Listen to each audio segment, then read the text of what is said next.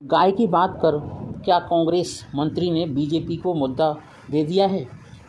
आप जानते ही होंगे, हाल ही में संपन्न हुए कर्नाटक विधानसभा चुनाव में बहुमत से जीत हासिल करने के 4 सप्ताह बाद कांग्रेस के एक नेता के वेंकटेश ने ये कहकर बीजेपी के हाथों में एक अहम मुद्दा दे दिया कि अगर भैंसों को काटा जा सकता है तो गायों को क्यों नहीं।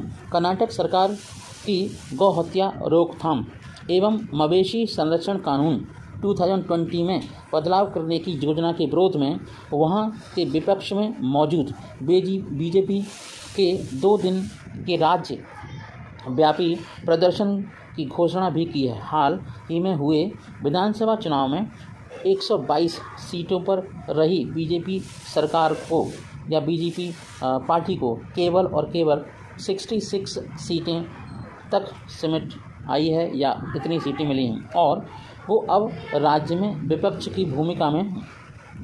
बीजेपी प्रवक्ता एमजी महेश ने कहा कि हमारा विरोध प्रदर्शन इस बात पर निर्भर करता है कि राज्य सरकार किस तरह से काम करती है। बीजेपी के शासन के दौरान राज्य में इस कानून में बदलाव किया गया था।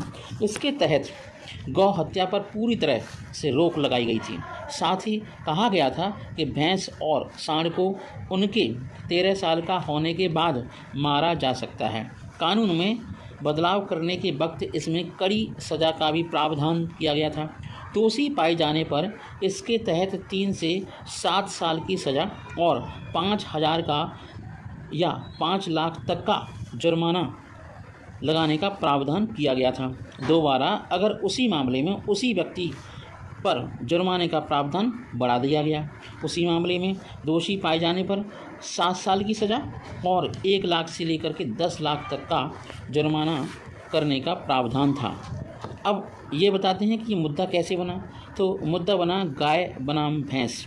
ये मुद्दा उस वक्त सुर्खियों में आया जब एक रिपोर्टर ने राज्य के पशुपालन मंत्री के वेंकटेश से ये सवाल कर डाला कि क्या उनकी सरकार गौ हत्या की रोकथाम के लिए कानून में बदलाव के बारे में विचार कर रही है। रिपोर्टर का कहना था कि राज्य में खेती से जुड़े लोगों के लिए बूढ़े हो रहे मवेशियों को पालना और मरे हुए पशुओं को निपटारा कैसे किया जाए, उसका निपटारा काफ़ी मुश्किल हो रहा है डेड बॉडीज को निपटारे के लिए। अपने जवाब में पशुधन मंत्री के वेंकटेश ने कहा कि गौ हत्या पर लगे बैन का बुरा असर किसानों पर पड़ रहा है। उन्होंने कहा कि अगर बांझ हो गए भैंसों और सांडों को काटा जा सकता है तो गाय को काटने में क्या समस्या है। इस दौरान के वेंकटेश ने अपना निजी अनुभव भी साझा किया था। उन्होंने कहा था कि उन्हें अपनी मरी गायों के शव उठाने के लिए उन्होंने एक बुलडोजर को किराए पर लेना पड़ा था। श्री वेंकटेश ने कहा कि उनकी सरकार इस कानून में ऐसा बदलाव करना चाहती है कि करने की योजना बना रही है जो कि किसानों के हित में होगा। लेकिन अपने इस बयान पर वो विवादों में फंस गए और बीजेपी के कई नेताओं ने उनकी कड़ी आलोचना की और तब से अब तक कई बार प्रोटेस्ट भी हो चुके हैं। पूर्व मुख्यमंत्री बरज बोम्बई ने कहा, गायों के साथ भारतीयों का भावनात्मक जुड़ाव है। वो मां के तौर पर गाय की पूजा करते हैं।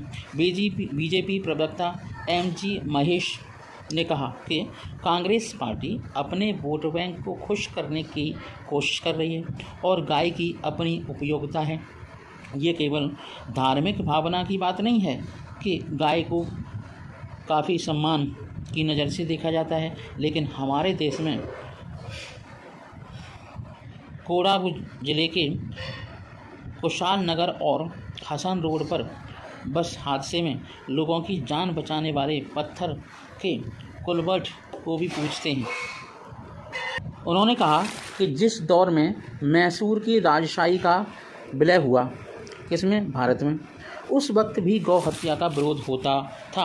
उन्होंने कहा, मैसूर के राजा ने केंद्र सरकार के सामने एक शर्त रखी थी।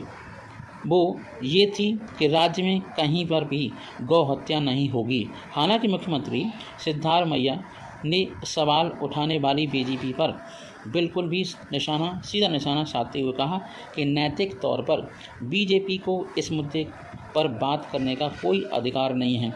बुधवार को बेंगलुरु में होने वाले बीजेपी के विरोध प्रदर्शन से जुड़े एक सवाल के उत्तर में सिद्धरामैया ने कहा कि कैबिनेट में अब तक इस मुद्दे पर चर्चा तक नहीं हुई है और बीजेपी इस मुद्दे को उछाल रही है।